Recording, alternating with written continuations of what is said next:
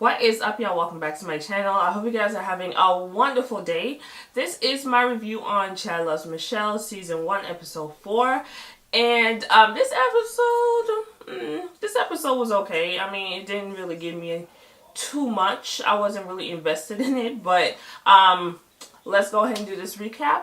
Before we do that though, do not forget to subscribe. Do not forget to click the little bell so you can be updated on when I post new videos. And do not forget to follow me on social media. Alright, y'all, so we have Michelle and George, and they are meeting up, they're talking, and George is asking her how does she feel about being a soon-to-be wife, a potential mother, someone who has a career, and someone who is in the church. So Chad is trying to find his church home. He's trying to build his own church and do his own thing. So that means Michelle will be first lady of the church. She said that she is wanting to focus on her career.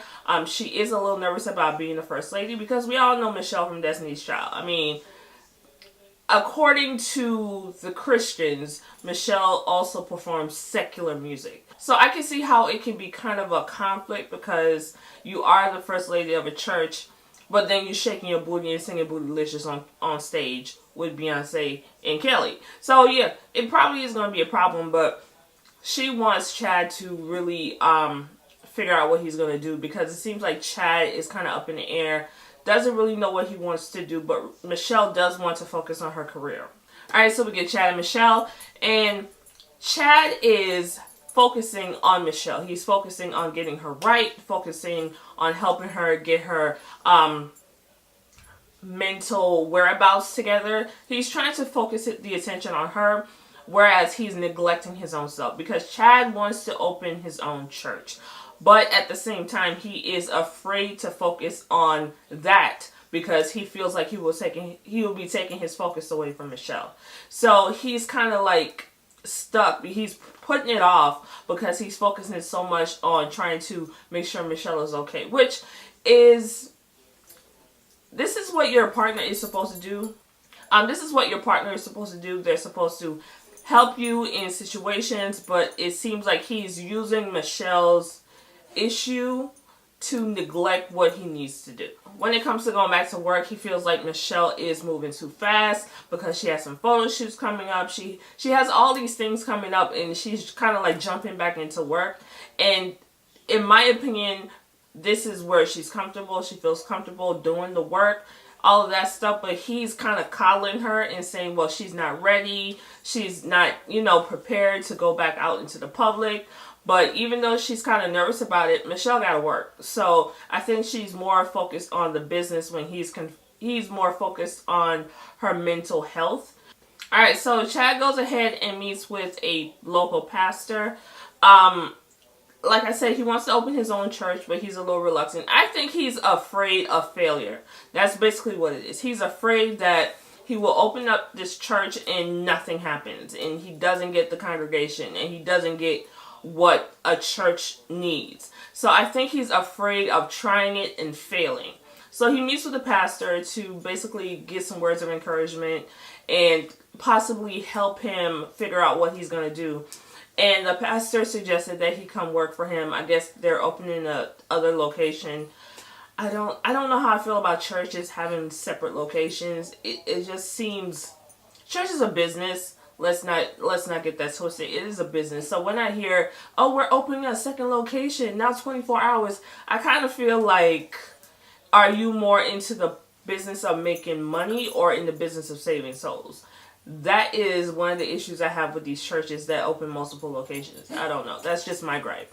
But Chad said he does not want to work for anybody else. He has worked for other churches before and he has helped build these churches up. But he's left with nothing. And this is what happens in business also. You see a lot of people, they're working for a company and they're helping this company get rich. They're helping the CEOs and everybody else get this money and get rich. Sorry for the jingling. The dogs are just like right here. While they are lounging on yachts, you are trying to make ends meet and put food on the table. So So that's why a lot of people go into business for themselves. So he is at that point where he's tired of helping the next man come up. He wants to get his own stuff.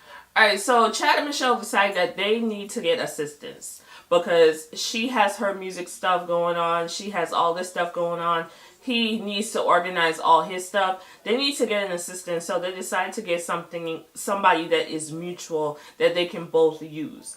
They interviewed two people. They interviewed a young lady and a young man, and they chose the young man because I think he got I don't know. I think the fact that he was preaching to them kind of in a preachy church voice is what kind of drew them to him.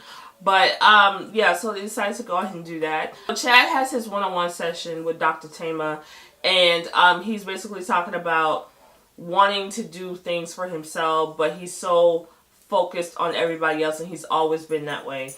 He talked about his father, when his father and his mom broke up. He said his father started drinking a lot, and when he drank a lot, I'm assuming his father was dealing with depression, and he will call them and say, I love you, goodbye, and hang up. And sometimes they don't hear from him for hours or even days. So he said that he moved back home to be with his father, to basically take care of his father, to be his father's parent. So he was always the person that took care of everybody, but never really took care of himself. And he's saying that he's seeing that pattern with Michelle. He is trying to take care of Michelle, but not focusing on himself. So Dr. Tama asked him, is he ready to be married? Because Chad is afraid of getting married and then being unhappy in his marriage, and then what happens after that. Honestly, that is my fear as well. I'm afraid to get married and realize that I'm not happy, and then I feel stuck. I don't want to feel stuck. So that is one of my reluctancies. So I don't even fault him for that, because that is a actual thing. But at the same time, you kind of have to put your fears aside and realize if this is the person that you want to be with, you jump in wholeheartedly. Sometimes it doesn't work. If it doesn't work, then it doesn't work. But at least you tried to make it work. So he's afraid of basically failing. He's like the church, he's afraid of failing at marriage as well. So he's not sure if getting married right now is the best thing for them.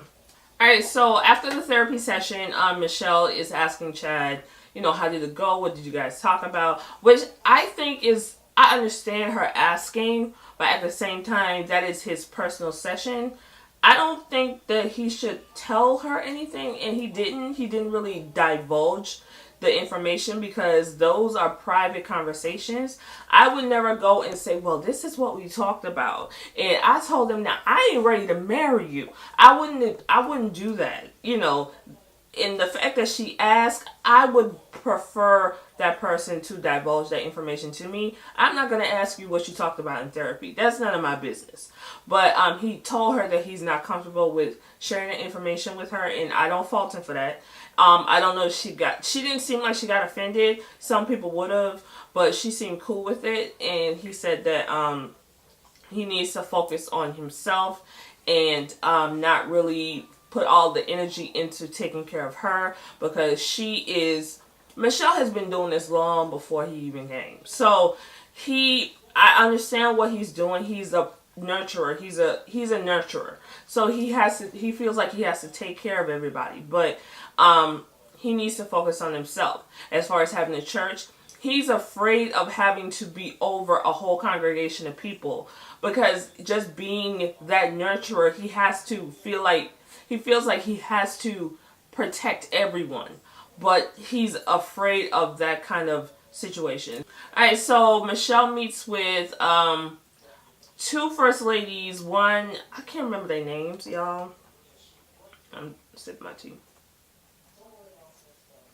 And I'm not sipping tea because something happened. No, but I can't remember their names, but they are married to pastors.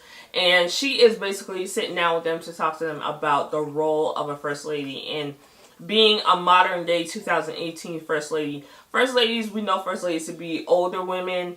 These are younger women. So she wants to know, like, what do they do, what they don't do. But she wants to know, do they go to R&B concerts? She said one of her pastor friends, they have to wear wigs and glasses and shit if they want to go to an R&B concert because I guess you're not supposed to. It's secular. So she wants to know, do they go? They say they don't go. They don't play Luther. They don't play Teddy. They don't play anybody when they having sex. They don't do any of that, which honestly I don't really believe, but that's just my opinion. But Michelle is concerned because her job, she is a gospel artist, but she also is in a girl group that plays secular music. So if Destiny's Child decides to do a reunion tour or something like that, Michelle has to do it. So how is she going to do that and be the pastor's wife at the same time when she can't do she's not supposed to do secular music? So how is she going to do that? And they're basically telling her, like, don't follow these arbitrary rules of the church that this is what a first lady does and you can't do this and you can't do that. Do your own thing. Make up your own rules. Do what's comfortable for you. She's an entertainer. I mean, she just cannot. She's not only a gospel artist, she's also in one of the biggest girl groups ever. So there are times that Destiny's Child will have to do a Super Bowl or something like that. So she kind of has to find a balance to figure out, I can do this. I can't go this far with that one, but I can do this. So she kind of has to figure out something for her because she is in a unique position. They are not celebrities, but she is. So she kind of has to figure out a balance. So it's the day of the photo shoot. Michelle is getting ready. And I love every single dress, especially the red. The red was everything. I love the red dress on her. Michelle was a little concerned because ever since she got out of the hospital, she lost 8 pounds. And she was kind of nervous about the clothes and how it would fit her. So, but everything fit beautifully. She looks great. She did the damn thing with them photos. When she took the picture in the red dress next to the telescope, and then they put because they had a long train, and they like fluffed the train out, and they took that. Oh, it was gorgeous. I loved it. I loved everything about it. Chad came to visit her just to support her, and it was really nice that he came to do that. To see her in her element. Because at the end of the day, Michelle, like I keep saying, Michelle is a celebrity. I like how Michelle is on this show because half the time you forget that she is a celebrity because she seems so regular. But when she's in this kind of mode, she's doing this photo shoot, you remember that this is Michelle fucking Williams, okay? Of the Destiny's Child. Michelle Williams, gospel artist. You forget all that.